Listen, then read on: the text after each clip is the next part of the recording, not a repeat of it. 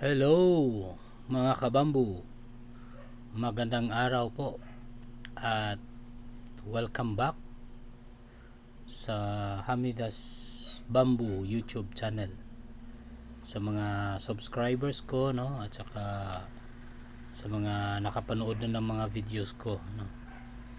Para sa mga baguhan pa naman, first time pang nakapanood ng videos ko, so welcome to Hamidas Bamboo channel. Ang channel po natin ay talagang tungkol po sa kawayan, no? Sa ngayon po ay nakafocus tayo dun sa karamihan, no? More on propagation. Kung makikita nyo sa mga videos ko, different species, no, po ng bamboo. At saka meron po kung mga iba-ibang bamboo seeds na ipinapakita dyan. At saka ganito, nagbibigay ako ng mga tips, no? Lalo na kapag tungkol sa binibili natin online, no? Kasi na-experience ko rin po kasing bumili online. Marami kasi dyan na yung iba misleading yung mga information na nilalagay nila, katulad po nitong ipinakita ko sa inyo ngayon, no? Ito po ay nagbebenta ng giant bamboo, yung Dendrocalamus asper. Ano bang masasabi ko dito? Ano bang comment ko dito? Ang nilagay kasi dito, the world's biggest bamboo. Actually po, ang Dendrocalamus asper ay hindi po yun ang biggest bamboo in the world, no? Yung biggest po talaga ay yung Dendrocalamus sinicus, no? Naabot ng 12 inches ang diameter. At saka nasa mga 139 feet ang height, no? Ito, tama naman itong nilagay na isa na its maximum height was approximately, no, 70 to 98 feet, no?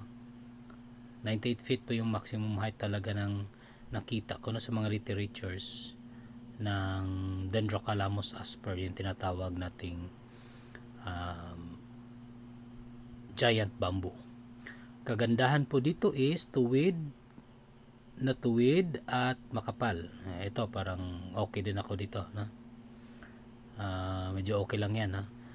Ang kasunod nitong sinasabi ay pwede nyo itong i-harvest in 3 to 5 years. So kung gusto nyong malaman kung ano yung comment ko nito, meron ho akong isang video din tungkol nito, no?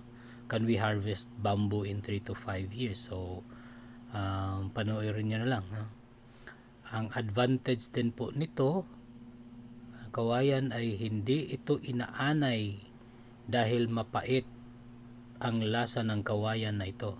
Ito yung isa rin, no, na hindi rin ako maniniwala, kasi yung bamboo na ito, sabi nga nila ay masarap ang shoot nito, no? Kaya hindi ito mapait, no? Meron akong nakitang isang video na nagsasabing ang Dendrocalamus asper S2 o yung giant bamboo na galing sa Burma yata yun, no? Yung Myanmar, yung source 2, no, ay yun ang medyo mapait i-compare natin sa Dendrocalamus S1 naggaling naman sa China. Pero pareho din po silang makakain yung shoot nila. At saka hindi po totoo na hindi yun inaanay, no? Kaya ginagawa po natin ay talagang tinitreat muna ang mga kawayan, no, bago gamitin. Tapos itong sinasabi na sa pagtatanim naman ay dapat nasa 3 meters ang pagitan nila sa isa't isa, dahil manganganak po ito after 2 to 3 years ay mapupuno na rin yung area nyo dahil sa mga bamboo shoots. Ito naman, parang ang masasabi ko, parang yung nagbebenta nito ay wala siyang tanim, no? At saka hindi niya kilala yung giant bamboo or Dendrocalamus asper. Imagine 3 meters ang pagitan, no? Isang napakalaking bamboo, at saka napakataas, itatanim mo na 3 meters lang ang distance. Sa mga alam ko po, no, at saka mga kakilala kong nagtatanim ng giant bamboo, pati ako rin mismo meron din akong giant bamboo na tanim, no. At saka nagbebenta rin ako ng ganito. Yung sa akin lang is from seeds. Yung recommendation ko talaga dito ay at least, no, 7 by 7, no. Kahit may nabasa ako na pwede raw itong 5 by 5, no. Pero ideally 10 by 10, no? Pero kapag yung gusto nyo ay yung area nyo, marami yung malaki yung production nyo, no? Hindi naman ganong kalaki yung area nyo, no? So pwede lang 7 by 7, no? 7 meters by 7 meters. Yung iba naman is 6 meters by 7 meters yung distance. Gagawa po ako ng iba namang video tungkol dyan, no? Ano yung spacing, no? Or distance ng mga kawayan kapag magtatanim tayo. Depende po sa species, no? Kung ito ay maliliit or medium sized o malalaking kawayan or anong purpose po, no? Iba-iba po kasi yung distance kapag i-consider natin yan, pati yung purpose po natin ng pagtatanim. So bala ko sana ito yung doon ako mag-focus sa video na ito, kaya lang medyo humaba na siya, kaya gagawa ako ng separate na naman na video tungkol sa distance naman in planting bamboo.